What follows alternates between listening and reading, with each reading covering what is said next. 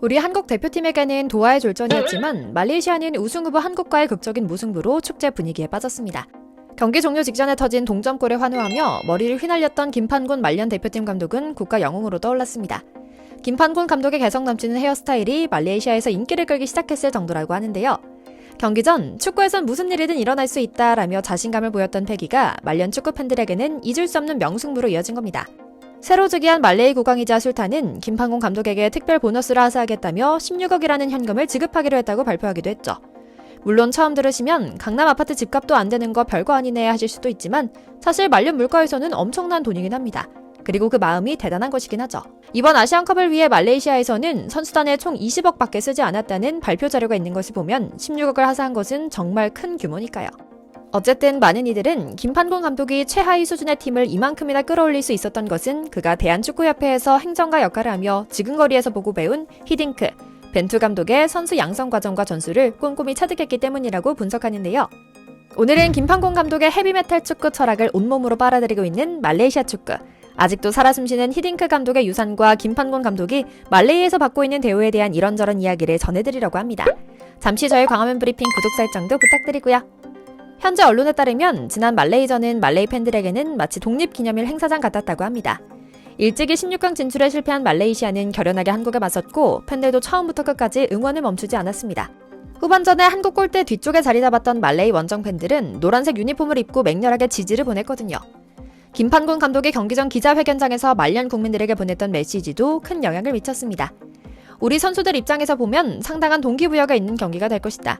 우리 선수들이 언제 또 손흥민, 김민재, 이강인과 그라운드에서 같이 뛰겠나. 내가 하는 말이 아니다. 우리 선수들이 하는 말이다. 한국의 이런 멋진 선수들과 평생 동안 두 번도 경기하지 못할 수도 있어서 준비를 잘했다. 이런 선수들과 경기를 통해 경쟁할 수 있다는 그 자체로 벅차오르는 것 같다. 나 역시 제대로 한판 붙기 위해 최선을 다하겠다라고요. 그리고 말레이시아 팬들은 조별리그에서 일찌감치 탈락하고 마지막 경기에서도 무승부에 그친 대표팀에 아낌없는 박수를 보냈습니다.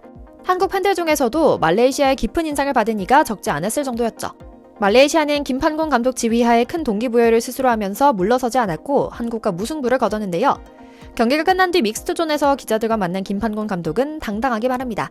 전반전이 끝나고 걱정을 많이 했다. 수비적으로 버티지 못하고 체력적으로 부족할 수 있다고 생각했다.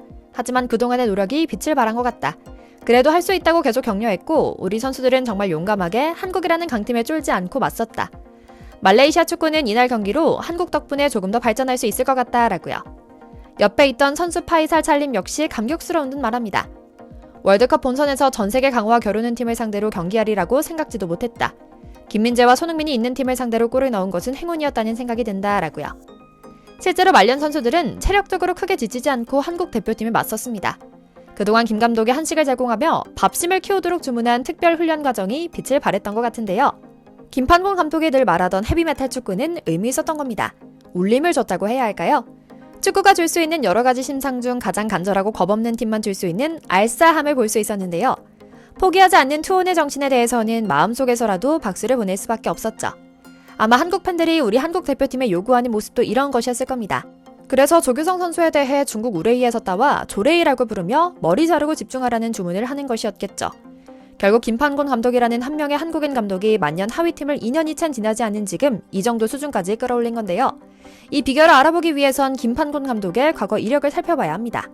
김판곤 감독은 2018년 썩을 대로 썩어있던 축구협회 국가대표 감독 선임 위원장을 영입하며 체계적이고 투명한 과정을 통해 파울로 벤투 감독을 선임하는 데 성공합니다. 한국 축구를 한 단계 성장시킨 숨은 공신이었던 셈이죠. 그런데 이때는 분위기가 정반대였습니다.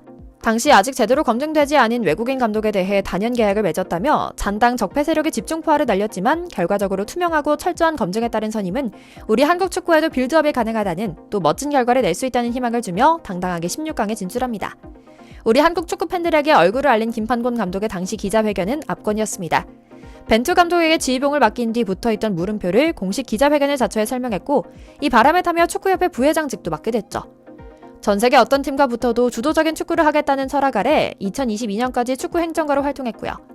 하지만 카타르 월드컵이 끝나고 다시 무너진 협회에서 나온 김 감독은 말레이시아 대표팀 지휘봉을 잡으며 한국 축구와 작별합니다. 그렇게 시작된 말년 대표팀 감독직은 처음엔 난관만 가득했습니다. 특별한 것이라고는 찾아볼 곳도 없던 기반에서 단기적인 성과만을 원했기 때문입니다. 이번에도 그랬죠. 김판곤 감독이 16강 진출에 실패하자 말년 기자가 집요하게 김판곤 감독을 괴롭히며 사퇴하라는 말을 하더니 한국을 상대로 멋진 한판 승부를 벌이자 180도 돌변한 모습을 보이기도 했거든요. 하지만 외풍에 흔들리지 않고 결국 소기의 성과를 달성할 수 있었던 김판곤 감독의 신도름이 가능했던 것은 우선 말레이시아의 유연하고 선진적인 축구 행정 정책 덕분이었습니다. 언론은 난리치지만 국왕의 비호 아래 축구팀에 대한 투자를 아끼지 않겠다는 축구협회는 김판곤 감독에 대해 호의적이었거든요. 덕분에 김 감독은 전 세계에서 뛰어난 코칭 스태프를 모아 자신의 사단으로 구성할 수 있도록 긍정적인 지원을 받았고 전력 분석 코치만큼은 한국인으로 모셔와 한국에선 일반화된 체계적인 코칭을 할 수 있었습니다. 이른바 K사커 코칭 철학을 바탕으로 성적 최하위권 학생을 중위권으로 단번에 끌어올리기 위해 한국식 주입교육과 반복학습을 지원했던 겁니다. 뿐만 아닙니다. 이미 많은 분들이 알고 계신 밥심 전략처럼 아예 식사까지 한식으로 꾸려 영양과 맛을 동시에 잡는 시도도 중간평가 성공 성적을 받았습니다. 이슬람 국가이기 때문에 먹고 생활하는 문제가 율법과 연결돼 꽤나 어려운 일이었을 텐데 말레이 국왕이 직접 나서며 예외를 인정해주자 모든 문제가 쉽게 해결됐다고 하는데요. 얼마 전 말레이시아 현지 매체에서는 김판곤 감독이 한국식으로 하게 두자라는 제목의 기사를 내기도 할 정도였죠. 이런 전방위적인 지지에서 가장 먼저 체질 개선하는 것은 바로 식습관이었습니다. 잘 먹어야 잘 뛴다는 한국인 특유의 밥심에 더해 스포츠 과학적인 접근으로 고단백, 고지방, 저탄수화물 한국식 식단을 구성한 건데요. 토종 말레이 선수들이 유럽이나 남미, 그리고 동아시아인들보다 작은 피지컬을 개선하기 위한 선택이었죠. 효과는 생각보다 더 대단했습니다. 선수들이 후반전에 급격히 떨어지던 체력 문제를 단번에 해결할 수 있었거든요. 단적으로 우리 대표팀 선수들과의 체력 싸움에서 크게 밀리지 않는 놀라운 모습을 보여준 사례가 있기도 하죠. 이렇게 든든하게 밥 먹고 또 전사적인 기질을 가르친 김판곤 감독 덕분에 말레이 선수들은 이제 강팀을 상대할 때도 그다지 쫄지 않는다고 합니다. 김 감독 부임 이래 선수들이 좀 더 자신감을 갖게 됐고 팬들도 경기를 주도해서 이겨낼 수 있다는 믿음이 생긴 겁니다. 앞으로도 좀 더 긍정적이고 주도적이면서 도전적인 축구로 승리하는 방식을 추구하려 한다고 하죠. 김 감독은 이런 태도를 과거 벤투 감독에게 배웠다고 고백합니다. 우리가 강팀을 만나도 약팀을 만나도 똑같은 접근 방식으로 계속 밀고 나가다 보면 언젠가는 강팀과도 똑같은 경기를 할 수 있다는 것을 배웠다고 말이죠. 그래서인지 선수들은 자신만만합니다. 자만과 당당함이 한 끗 차이라고들 말하는데요. 이들은 자만이 아니라 당당함이 있습니다.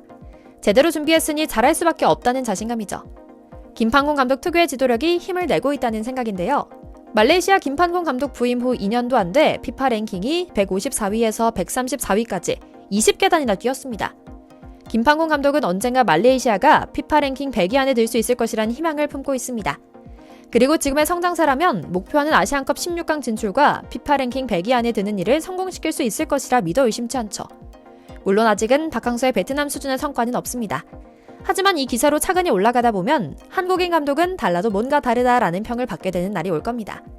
김 감독 응원하는 마음 가득 보내며 오늘 영상 마치겠습니다. 광화문 브리핑 구독, 좋아요도 부탁드리고요. 시청해주셔서 감사합니다.